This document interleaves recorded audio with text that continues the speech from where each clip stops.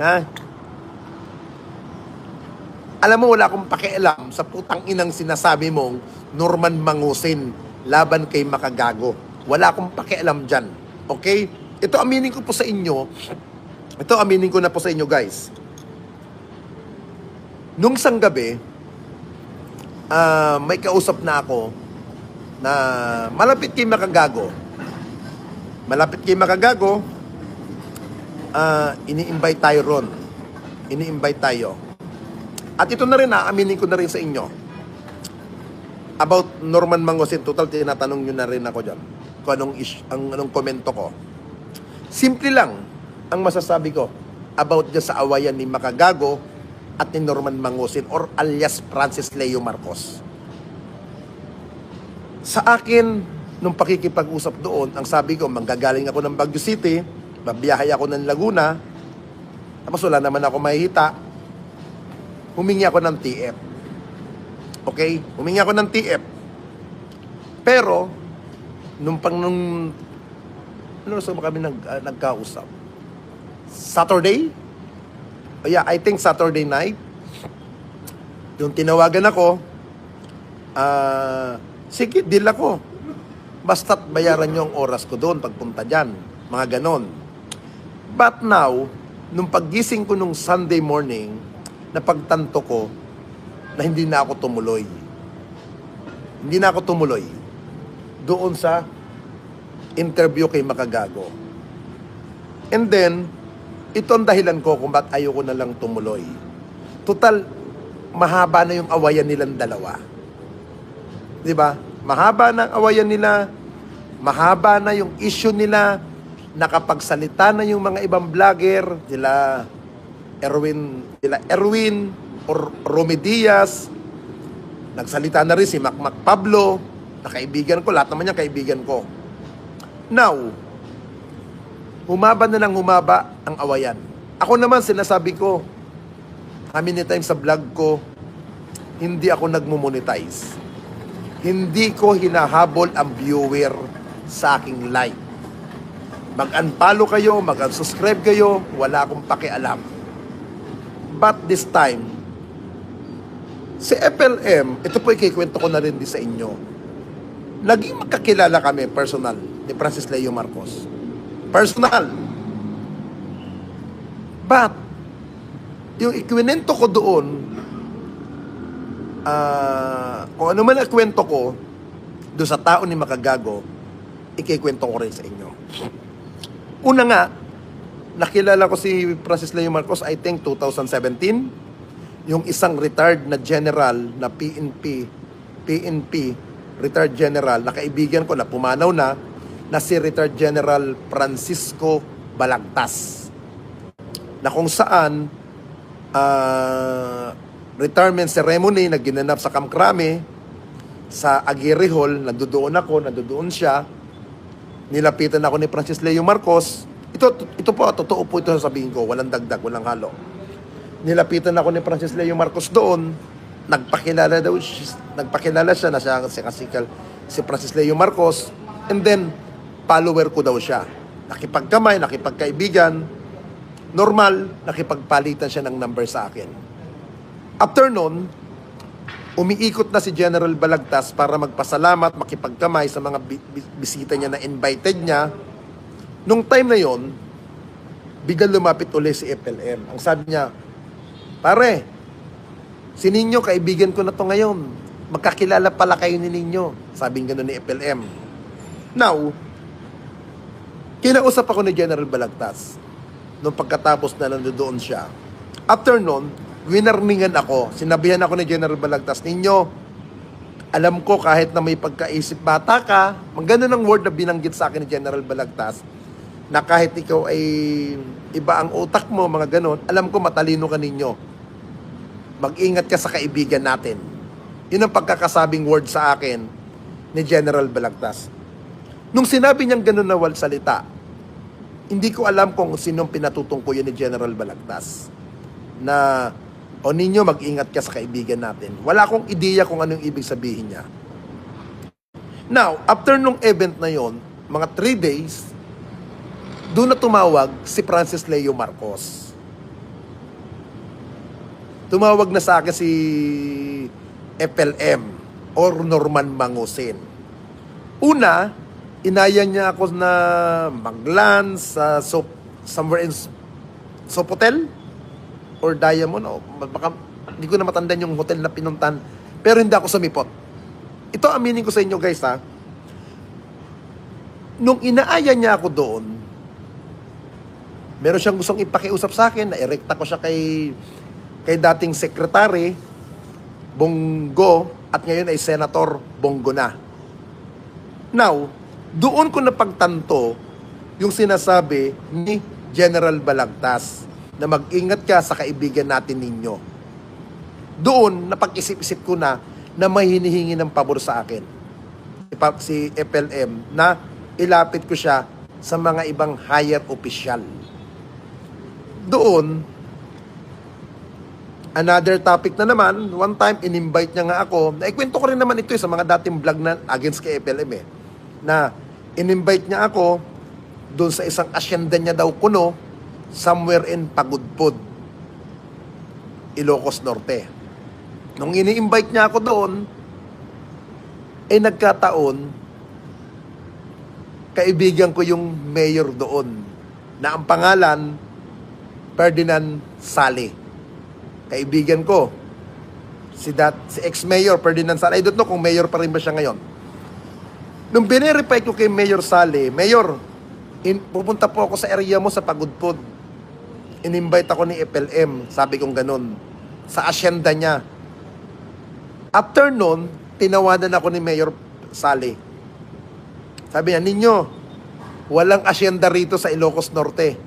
Dito sa lugar ko, walang asyenda. At yung sinasabi mong Francis Leo Marcos, hindi taga rito yan. Pumupunta yan dito, namomonitor namin, may mga kasamang Chinese. Yun ang pagkakakwento sa akin ni ex-mayor Ferdinand Sale. Kaya nung sinabi niya sa akin yun, alam niyo ang ginagawa ko kay FLM noong mga panahon na yun, nilalaro ko lang din siya. Nilalaro. Sabi ko, FLM, Francis, okay na, naparating ko na kay Bongo. Naparating ko na kay Secretary yung mga gusto mong pabor. Ganun ang sinasabi ko sa kanya.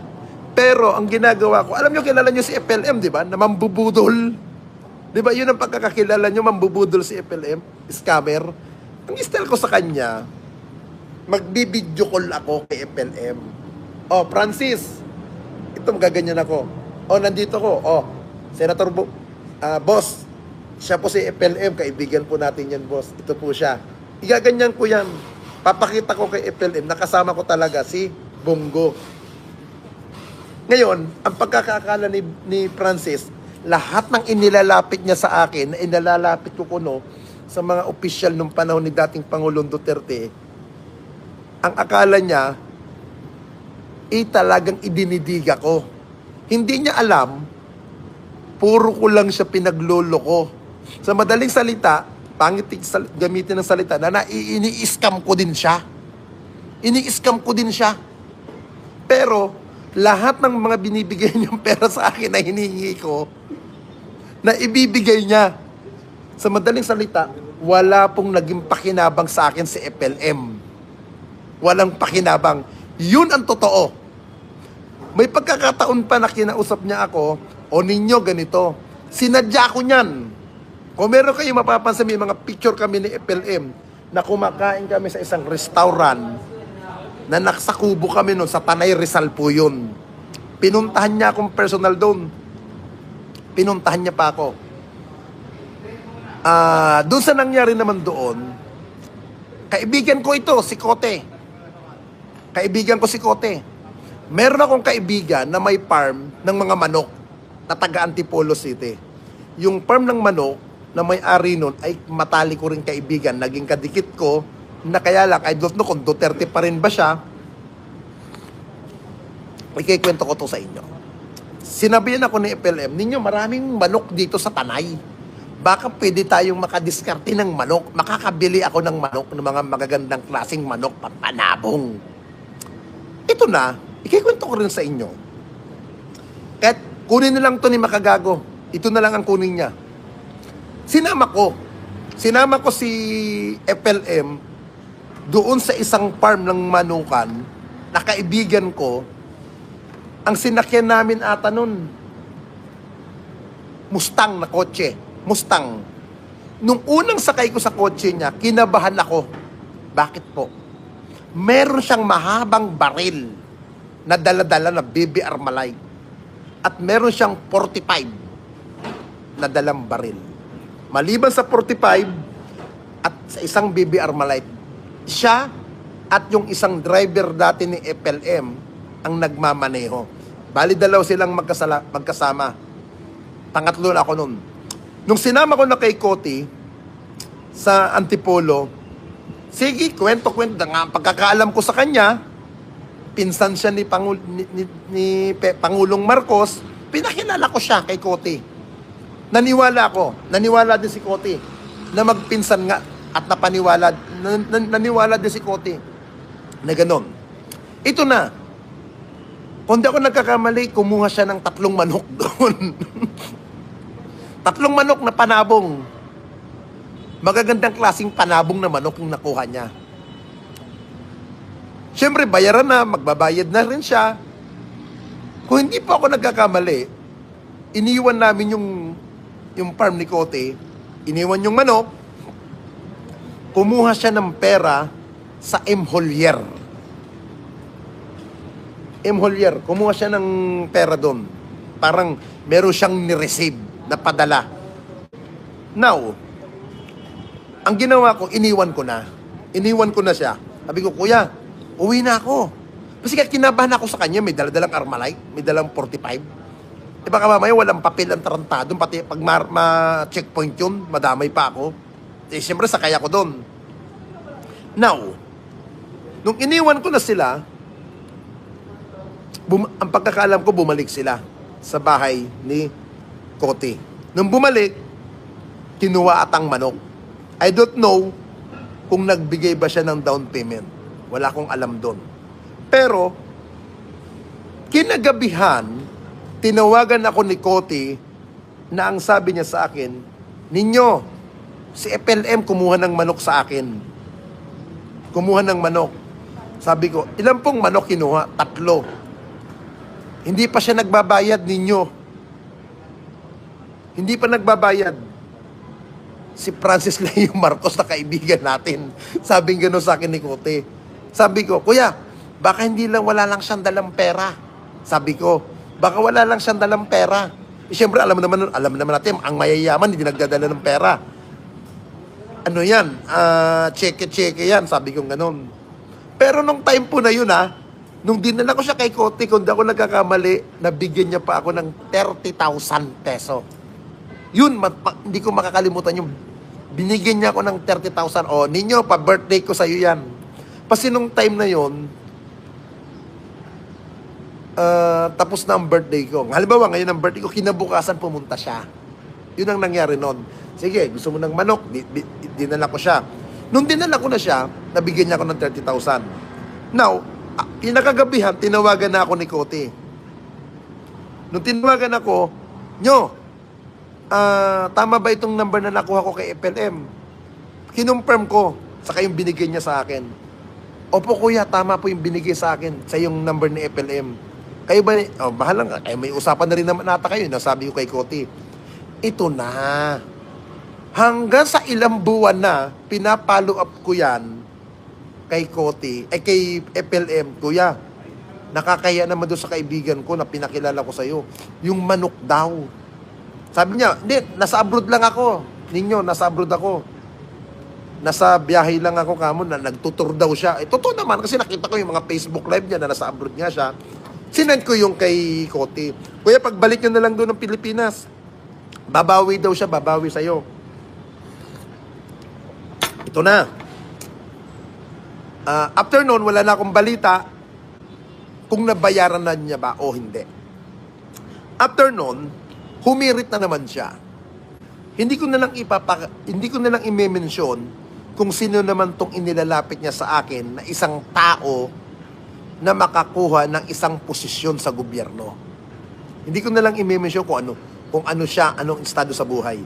Basta't meron siyang kaibigan na gusto niyang ipalapit kay Bongo.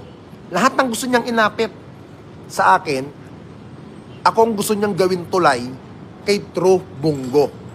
Yun ang gusto niyang mangyari. Ngayon, doon ko na-realize, lalo yung sinasabi ni General Balagtas na ingat ka sa kaibigan natin. Parang yung sinabi niya sa akin, ay binibigyan niya na ako ng babala kay FLM. Hindi niya naman in general binanggit yung pangalan ni FLM. Basta't ang pagkakasabi lang ni General Balagtas, mag-ingat ka sa kaibigan natin. Ito na po, mga kaibigan. Bago mamatay si General Balagtas, 3 weeks ago po, sinabi ko na to kay General Balagtas. Nung sinabi ko kay General Balagtas, sabi ko, Sir, naalala mo po ba yung nakipagkilala sa akin na tao? Yung Francis Leo Marcos. O bakit ninyo? Kaibigan ko yan. Kaibigan natin yan. Sabi ko, Sir, ito, ang dami niyang nilalapit sa akin. Nailapit ko rin kay Bongo. Kay Secretary, or kay Sap Bongo. Gusto niya, erekta ko siya ganito. Sabi niya, ninyo, sinabihan na kita na mag-ingat ka sa kaibigan natin. Yun ang sinabi. Ni-remind, okay boss, alam ko na. Oo. Totoo ba tong Francis Leo Marcos talaga siya, boss? Kasi napapahiya na ako, boss, doon sa kaibigan ko na may farm ng manukan. Sinabi ko kay General Balagtas. Sabi niya, lintik talaga tong si Francis. So, hayaan mo ninyo, ipipm ko siya para bayaran niya na yan. Hindi, yung Casper, hindi ko kilala yan eh. Yung Casper na sinasabi ni Epel, hindi ko kilala. Now, after nun, kinausap uli ako ni FLM. Nung kinausap niya ako, ito yung huling hiningi niyang pabor sa akin. Yung mailapit ko siya kay dating LTFRB chairman, Martin Digra. Si Martin Digra po ay LTFRB chairman nung araw, nung panahon ni dating Pangulong Duterte, na kung saan abogado siya ngayon ni ex-president Duterte. Ninyo, meron akong ipapahingi sa yung pabor uli. Sabi niya, kada isang unit, meron kang 5,000. Isang unit daw ng taxi, magkakaroon ako ng 5,000 per unit ng taxi. Ilang unit yung gusto niyang ilapit ko sa LTFRB? 2 unit. 2,000 unit na taxi. Ilapit ko lang daw kay Martin Digra. At siya na ang makikipag-usap, siya na ang makikipag-dialogue, siya nang mag-i-explain, siya na daw ang bahala kung magkanong ipaparating kay Martin Digra. Ito pong ginawa ko. Pinuntahan ko uli si Chairman Martin Digra. Nung pumunta ako kay Chairman Martin Digra, dating gawi, picture kami, video, sinasabi ko, Kuya Francis, araw po ngayon ng December 9, 2025. Ganon ang sinasabi ko, gaganyan ako. Kasama ko si Chairman Martin Digra. Tapos isisend ko yun kay Francis Leo Marcos. Pag sinend ko, syempre iniisip niya, talagang magkasama kami. Kasi sinabi ko yung actual na date ngayon, yung taon, tapos bibidyo call ko siya. Ibibidyo call ko, kuya, kasama ko si Chairman Martin Digra. Yung papel mo, okay na, pinarating ko na. Gaganon-ganon lang ako. Ngayon, scammer, di ba? Kuya, kailangan ng pangmerienda ng mga tropa, ng mga staff niya dito. Kailangan, kuya, pakainin natin. Huwag natin pakainin ng Jollibee mga to. Kukuha tayo ng buffet. Kunwari, catering. Magbibigay ng pera ang damo sa akin. Bisa bigyan niya ako 50 plus. O magkano yung buffet ninyo? Kukunin mo. Magkano yung catering ang kukunin mo dyan? Magkano yung catering? O sabi ko, kuya, 60,000. Good for 100 person na to, 60,000. O sige, bigay. Papadala niya kaagad po yan. Papadala niya yan. Through Imholier. Through Imholier siya madalas magpadala sa Cebuana eh. Ako naman, tonto, tangina to. Akala ko matalino, unggoy din pala to, naunggoy ko. Papadala niya sa akin, may pangalan ko, aminado ako. Ngayon, ito na. After nun, nawala ang communication namin. nawala ang komunikasyon namin ni FLM. Hanggang nagkaroon ng pandemic. Nung nagkaroon po ng pandemic, lumutang ang mayaman challenge niya. Lumutang, di po ba? Lumutang. Lumutang yung pangalan niya, lalo siyang umangat doon. Natuwa ako. Natuwa ako sa ginawa niyang yun. Pamimigay-migay ng mga bigas-bigas. Now, dahil kakilala ko naman siya, magkaibigan kami, tinawagan ko. Sabi ko, Kuya Francis, maganda yung ginagawa mo yan, yung pag-charity-charity, pagtulong-tulong. Tuloy mo yan. Malaking bagay yan. Napapilip niya rin ako doon. Pero kung tatanungin niyo ako, kung totoo ba nagbibigay siya ng bigas sa mga kababayan natin, sagot ko, hindi ko alam. Hindi ko po alam. Kasi personal, hindi ako pumunta sa kanya. Nung time ng pandemic, may kakayahan akong pumunta sa kanya mula Baguio City, kaya ko siyang babaan. Pero never kong ginawa. Meron siyang mga vlog na ilang beses niyang minention ang pangalan ko. O, nandito mamaya, si Nino Barsaga. Mga binabanggit niya yan. Pero hindi po ako lumutang. Diyan po sa Quezon City, yung sinasabi niyang building niya, yung sinasabi niyang bahay niya, sa Green Meadow, never kong nilutangan niya. Kahit itanong niyo na kay Yama. Alam po nila Yama yan, never akong lumutang. Ito na. Pumasok na naman ako sa eksena sa kanya. Kasi nga, nagkaroon siya ng problem ng pandemic. Gusto niya, ilapit ko doon siya kay Bongo, dahil napag-iinit-initan na daw siya. Sabi ko, Kuya, ganito. Tinuturuan ko pa siya. Sabi ko, Kuya, tigilan mo yung ganyong pananalita mo, yung kayabangan mo.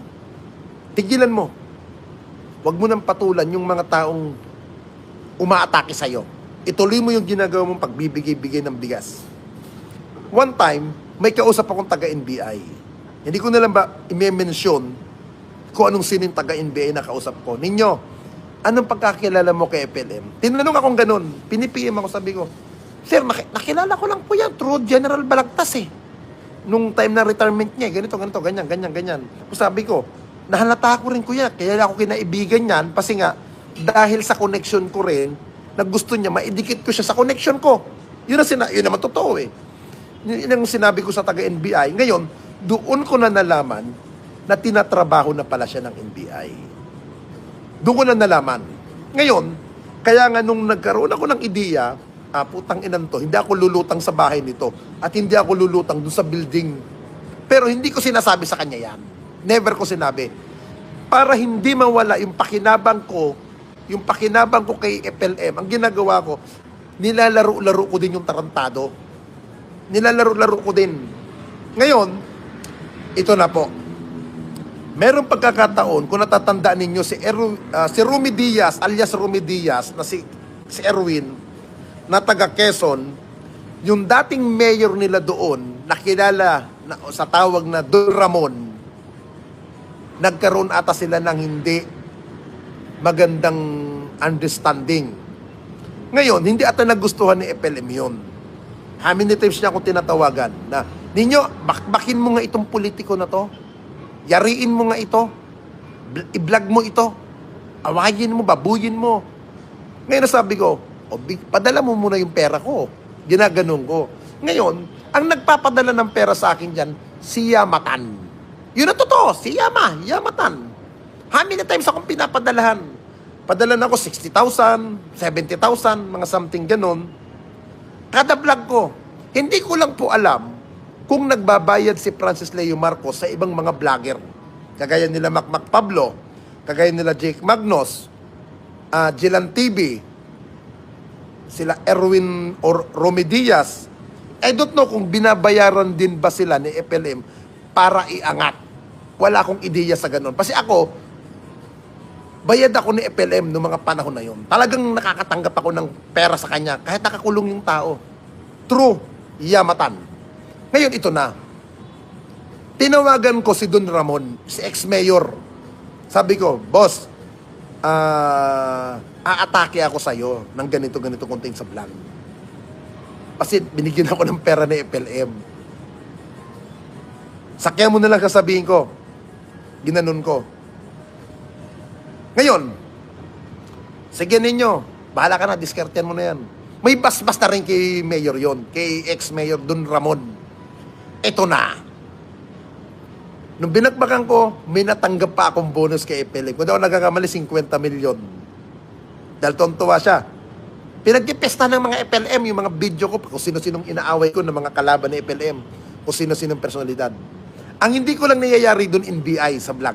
Never ako nakisawsaw. Sabi ko kay FLM, Kuya, kahit na sinong awayin natin, huwag NBI. Ginanon ko siya. Kahit na sino. Ito na po dumating na ang pagkakataon na ini-invite niya ako, pumunta doon mismo sa bahay niya.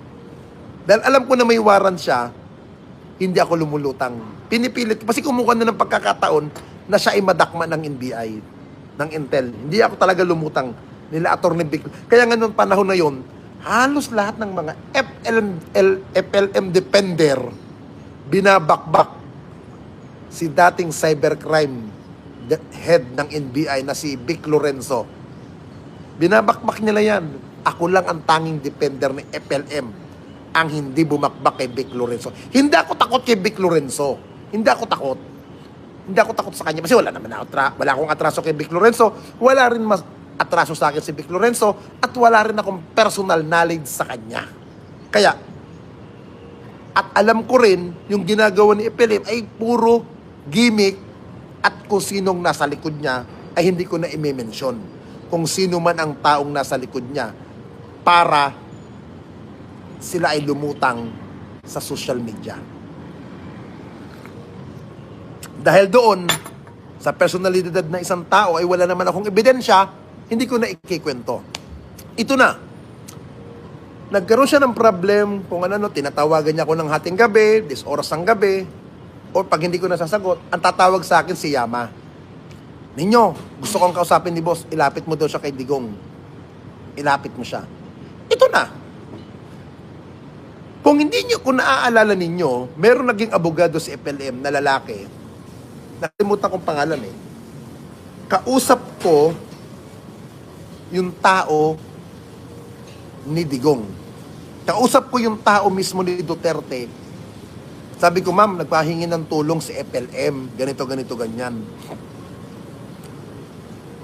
Sabi mo itong, Atty. Espio ba? Parang ganun yung abogado niya, Atty. Espio. Sabi ko, ang kunin nyo raw abogado, si Atty. Espio.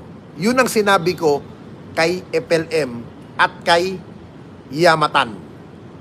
At hindi ako nagkamali, yun din ang kinuha nila. Yun ang kinuha nila. Now, hanggang sa nakulong na si FLM, na-arrest na ng NBI, dahil wala na ako natatanggap na pera sa kanya, dahil nakahold na yung tarantado, inaatake na ako ni FLM. Inaatake na ako. Ngayon, kung matagal na kayong nanonood sa mga aktibidades ni FLM, sinabi ko nga doon sa one time sa vlog ko, putang ina ninyong mga Francis Leo Marcos panati kayo. Yayariin ko yan kay ex-secretary Eduardo Anyo, na kung saan si Secretary Anyo ay secretary po ng DILG. Under niya ang BGMP. Kung natatanda nyo yun. Ngayon, dahil inaatake ako ni FLM, pati nila Jake Magnos, nila Limor Creation. Ay, nga pala, speaking of Limor Creation, magkausap kami last week. Nagka-video call kami. Totally yan si Limor Creation. Pinsan ko po yan. I think, mga third cousin. Oo. Now, ito na. Nung pinarating ko kay Secretary Anyo at yung live ni FLM, habang naka-live, pinurward ko yung kay Secretary Anyo. Nung pinurward ko, Major Salda ng BGMP, tinawagan ako, Sir, ganito sir, kung may nakikita ka pa kay FLM na ganito, huwag ka nang rumekta kay Secretary. Sa akin muna erekta. Sa amin na. Ito na. Binigyan ako ng information ni Major Salda, ay Solda o Salda, ng BGMP. Ngayon ang alam ko, Ardina ata siya eh. Yun ang balita ko, Ardina. Now, na Bartolina yung tao. Na Bartolina, pinakita sa akin mismo, pinicturan, binidyohan na nakabartolina na. Ang kalakip nun, huwag ko na lang daw i-vlog. At yun ay tinapik din nila Yamatan. Galit na galit sa akin ang mga FLM fanatic nun, ng mga vlogger niya. Dahil nga sa akin na, Bartolina yan at natigil ang kanyang pagla-live sa social media.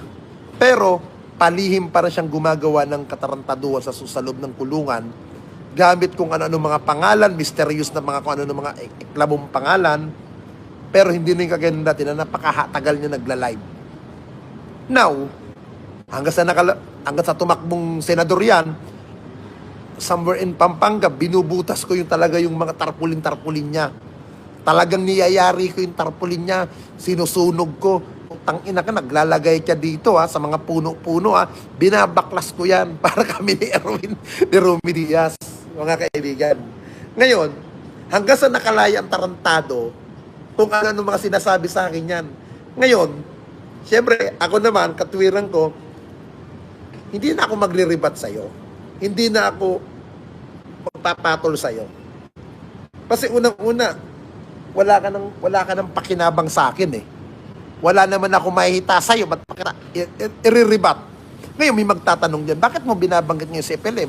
May nagtanong po dyan sa comment section kung ano daw ang reaksyon ko kay FLM or kay Francis Leo Marcos at kay Makagago.